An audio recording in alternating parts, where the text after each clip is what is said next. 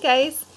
I'm really excited about the books that I'm getting ready to read to you. There's 3 different ones. They're by the same author. His name is Peter Reynolds, and he writes books that are inspiring, and we're going to talk at the end about it, but I'm hoping that these books will get your creative juices flowing and kind of get you to do something over the next couple weeks when you're at home.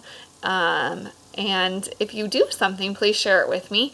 Otherwise, we're going to talk about other things at the end of this, these 3 books. So this kind of series of books, it's not really a series, but they're similar, and you'll see why. Okay, so we're going to do some comparing at the end. The Dot by Peter Reynolds.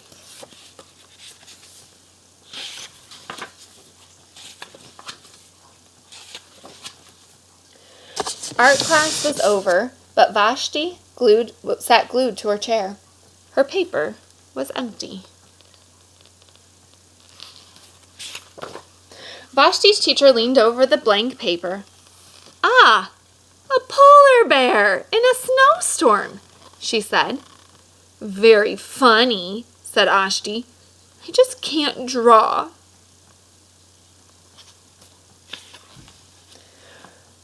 Her teacher smiled. "Just make a mark and see where it takes you." Vashti grabbed a marker and gave the paper a good, strong jab.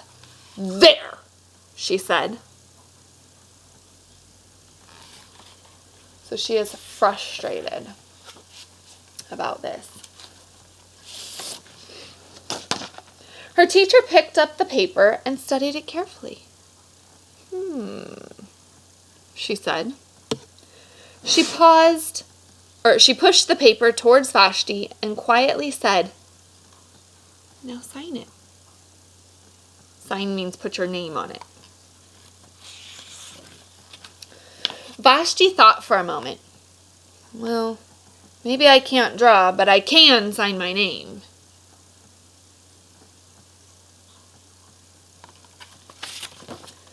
The next week, when Vashti walked into art class, she was surprised to see what was hanging above her teacher's desk. It was the little dot she had drawn. Her dot. And it was all framed in swirly gold.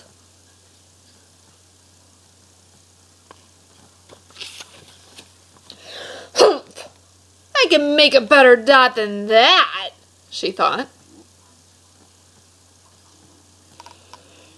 She opened her never-before-used set of watercolors and set to work.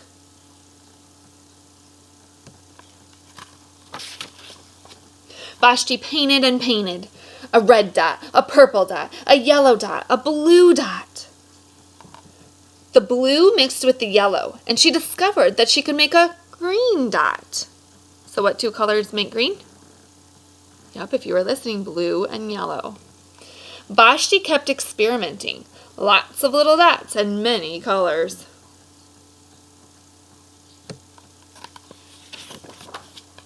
If I can make little dots, then I can make big dots too. Vashti splashed her colors with a big brush on bigger paper to make bigger dots. Vashti even made a dot by not painting a dot. So that's her different color dots. And there's the dots on the outside to make the dot on the inside that was blank. At the school art show a few weeks later, Vashti's many colored dots made quite a splash. So it's a gallery of dots. She's showing them off. Pretty neat.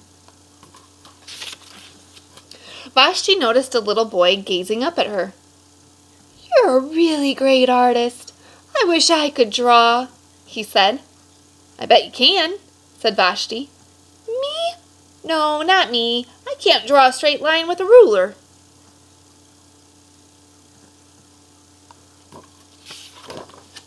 Vashti smiled. She handed the boy a blank sheet of paper.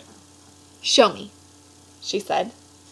The boy's pencil shook as he drew his line. Vashti stared at the boy's squiggle, and then she said,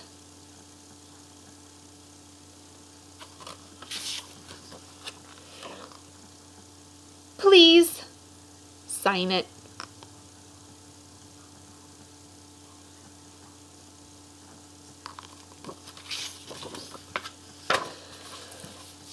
Okay, that's one out of the 3 that I'm going to read to you.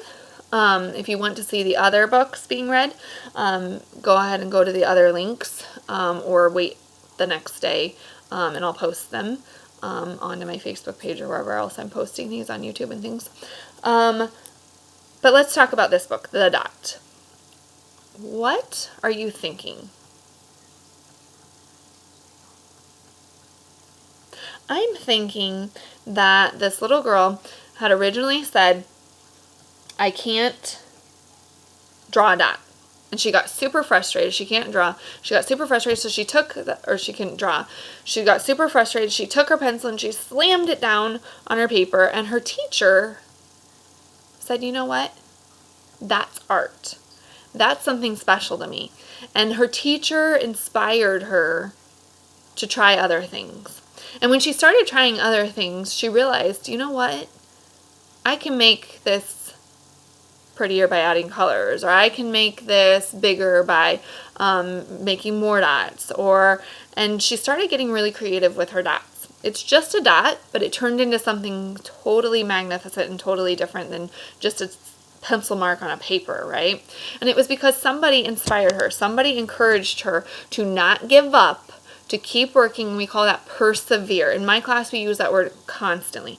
Persevere. We use it for math. We use it for reading, figuring out new words, those kind of things, figuring out math problems, and working together in groups, STEM boxes, those kind of things. Persevere, okay? And that means don't give up.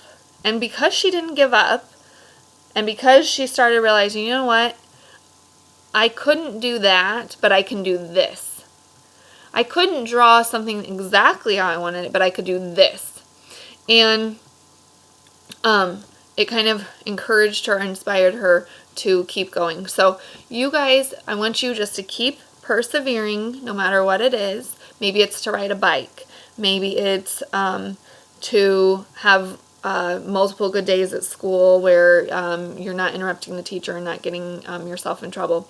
Or maybe it is something that is an academic, like math or writing. Maybe you're going to write longer sentences, or you're going to read longer books, or figure out new words, or think about what you're reading more. But don't give up. Keep persevering, you guys. Okay? So I would love for you to come back and tell me something that you did that helped you, that you persevered through, and how it helped you to persevere and not give up. All right. Have a good one. Don't forget, I'm going to read 2 more of Peter Reynolds' books later. Okay? So be looking for those. Bye, guys.